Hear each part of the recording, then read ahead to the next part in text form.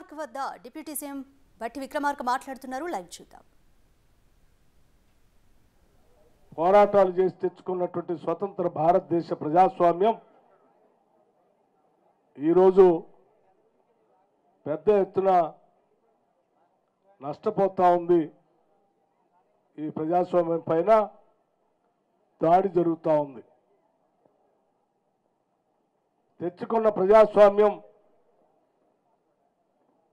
ఈ దేశంలో ఉన్నటువంటి ప్రతి పౌరుడికి జవాబుదారితనంగా ఉండేటువంటి పాలన అందించేటట్టుగా భారత రాజ్యాంగం డాక్టర్ బాబాసాహెబ్ అంబేద్కర్ గారు ఈ దేశానికి అందించారు. ప్రజాస్వామ్యానికి అత్యంత గౌరవప్రదమైనటువంటి చట్టసభలపైన ప్రజలందరూ కలిసి ఎన్నుకోబడి ప్రజాస్వామ్య దేవాలయంగా గుర్తించబడేటువంటి భారత పార్లమెంట్ పైన దాడి జరిగితే ఆ దాడికి సంబంధించినటువంటి సమాచారం పైన జరుగుతున్నటువంటి పరిణామాలపైన భారత పార్లమెంటు సభ్యులు ఈ దేశాన్ని పాలిస్తున్నటువంటి ప్రధానమంత్రిని, హోంమంత్రిని కనీసం ఒక స్టేట్మెంట్ అయినా ఈ సభలో ఇవ్వాల్సిన బాధ్యత మీ అందరిపైన ఉంది.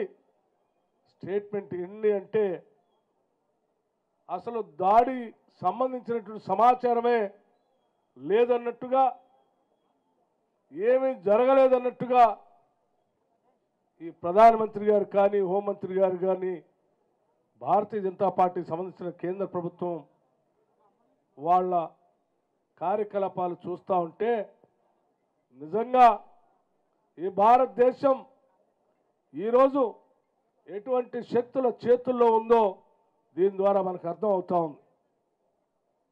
భారత పార్లమెంటు పైన దాడి అంటే ఈ దేశ ప్రజాస్వామ్యం పైన దాడిగా భావించాలి. భారత పార్లమెంటు పైన దాడి అంటే ఈ దేశ భారత రాజ్యాంగం పైన దాడిగానే భావించాలి.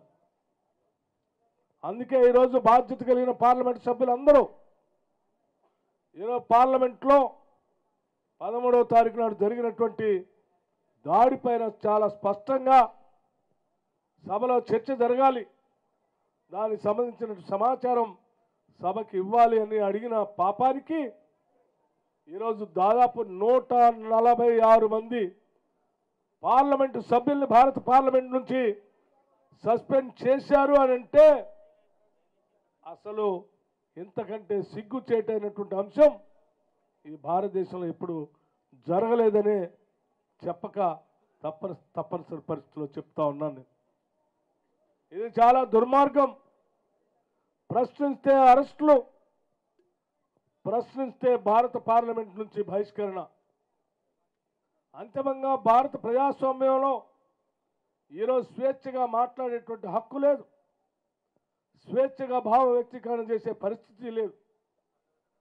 ఈనాడు భారతదేశంలో ప్రజాస్వామ్యం ఉన్నదా లేక నియంతృత్వ పాలన జరుగుతుందా అంటే చర్చల సందర్భంలో అనేక సార్లు మనం గతంలో నియంతృత్వ పోకడల వైపు ఈ దేశ పాలన కొనసాగుతోందని చెప్పినటువంటి సందర్భాలకి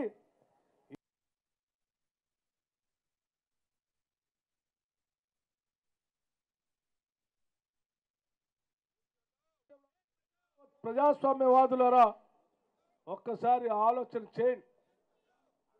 తెచ్చుకున్న ప్రజాస్వామ్యం ఒక్క రోజుతో రాలేదు మనకి. తెచ్చుకున్న ప్రజాస్వామ్యం ఆషామాషిగా రాలేదు మనకి. తెచ్చుకున్న ప్రజాస్వామ్యం అనేక మంది జీవితాలు పణంగా పెడితే, లేకపోతే అండమాన్ లాంటి జైల్లో, సెల్యులర్ జైల్లో వారి జీవితాలన్నీ మగ్గిపోతే మనకు ప్రజాస్వామ్యం వచ్చింది. అటువంటి ప్రజాస్వామ్యాన్ని